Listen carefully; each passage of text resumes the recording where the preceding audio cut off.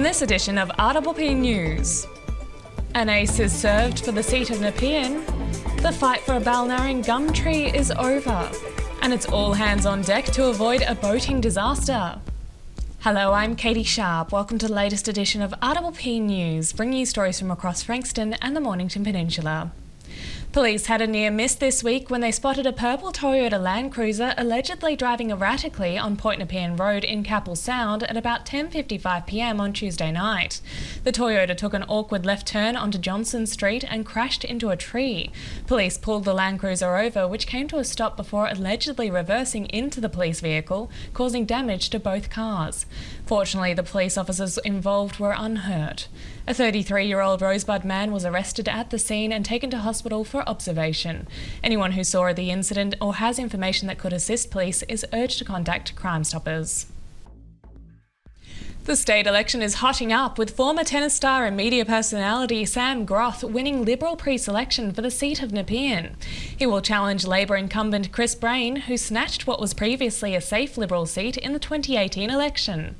Groth moved from Melbourne to Blackgowrie during the pandemic with his young family. He states his career, discipline and media profile will be assets to the Liberal Party and the people of Nepean. Residents of Balnarring lost the battle this week to stop the cutting down of an iconic manna gum tree. Positioned at the gateway to the village, the 80-year-old tree leans into Balnarring Beach Road and interferes with the traffic flow.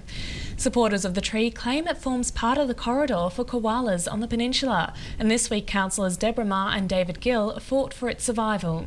This was the third time the issue of the tree had come before the council. This time the majority of the council agreed with the officers that the tree must be brought down on the basis of cost, traffic disruption and insurance liabilities. Councillor Ma told RPP the tree loss is a sign of the times. It's really a plight, I guess, on what's happening around the peninsula with a lot of our trees, especially trees that support our wildlife and, of course, koalas. And the tree that will be taken down, the manna gum that will be taken down in Balnarring Beach Road, is actually a tree that supports a koala and other bird life and wildlife. Frankston City Council is battening down the hatches following a public outcry about a proposal for a safe boating harbour at the bottom of Oliver's Hill. The project came to light some weeks ago as part of the state government's recreational boating strategy. The community reaction to the lack of consultation has led to a statement by the Frankston Mayor Nathan Conroy, who said the action plan was launched independently by Better Boating Victoria. He said the council does not have a preferred location for a safe boat harbour and announced a new foreshore advisory committee, which will provide a forum for residents and community groups to offer input. This follows loud opposition by local groups, including the Cannon Creek Association, whose representative Stuart Allen told RPP of their concerns. Just the fact that it doesn't seem to be a great idea, in the sense that there's a huge amount of financial resources allocated to just a massive harbour for just the Coast Guard, and the potential fallout with regards to the way the sand will move into that area, or the sand will be taken away from that area once you put in this huge ski on. Just the doubt there for potentially Frankston's most beautiful beach. These are some of the reasons why people are starting to be a bit apprehensive about it. MP for Dunkley Peter Murphy is hosting a free barbecue on Tuesday evening to show support for the upgrade of Emil Madsen Reserve in Mount Eliza. The current facilities are outdated and a barrier to growth, and there are no female-friendly change rooms.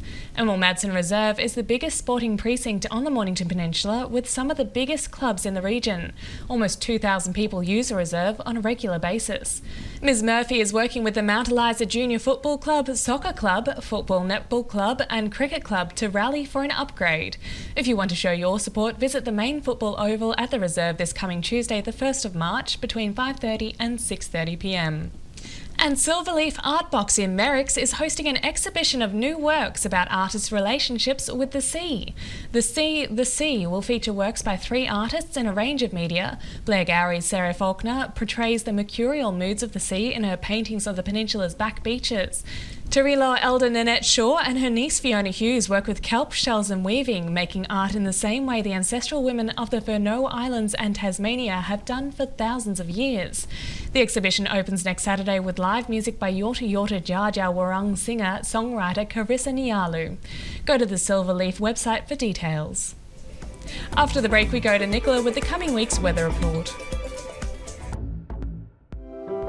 Everyone knows Australia has 4 big banks. But there's another big bank snapping at their heels. It's been around for over 160 years, has 1.9 million customers nationwide who bank in branch, online or with their mobile app, and is regularly voted one of Australia's most trusted brands. Who is this bank that has everyone's attention? Welcome to Bendigo Bank, the better big bank. Established in 1988, Progress Signs has been servicing the local community for 30 years. Located on the Mornington Peninsula, they are the #1 destination for all your signage needs, specialising in a variety of signage from vehicles to shop fronts, occasional and corporate events, short-term, long-term and everything in between. If it's signs you need, be it large or small, Progress Signs is the place to call. Available 24/7 at progress-signs.com.au or call the team on 5975 9188. Thinking signs? Think Progress Signs, a station sponsor.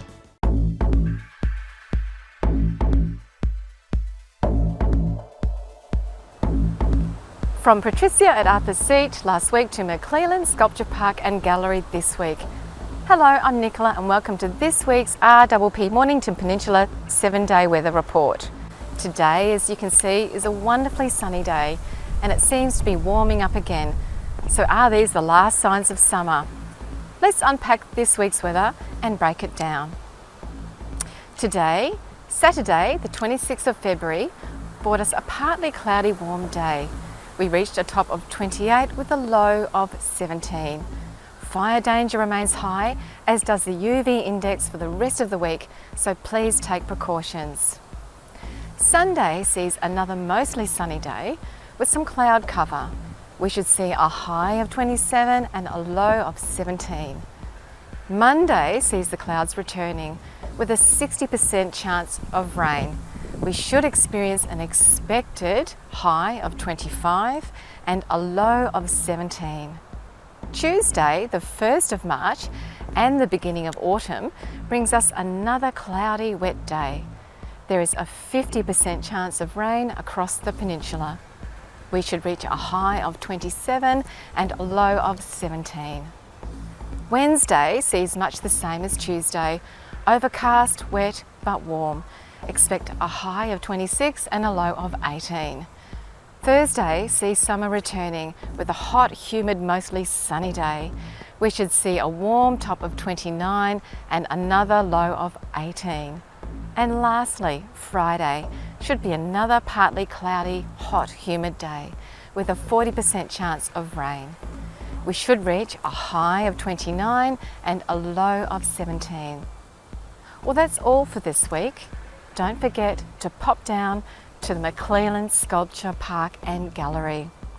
Come and experience art with nature in McClelland's uniquely Australian bushland setting. Explore more than 100 outdoor sculptures by leading Australian artists in their 16-hectare nature park and indoor sculpture and art in our galleries. It's a place to contemplate, celebrate and reinvigorate. As always, I wish you all the very best week and remember to take good care of yourselves and of each other. And now to our surf guru Muzz with the Surf Report. Hi, it's Muzz back here with this week's Mornington Peninsula Surf Report. Unfortunately, not a great outlook yet again. There will be a bit more swell than there has been through the week, but we're looking at the forecast. Pretty much going to be south-southeasterly yet again for the whole week.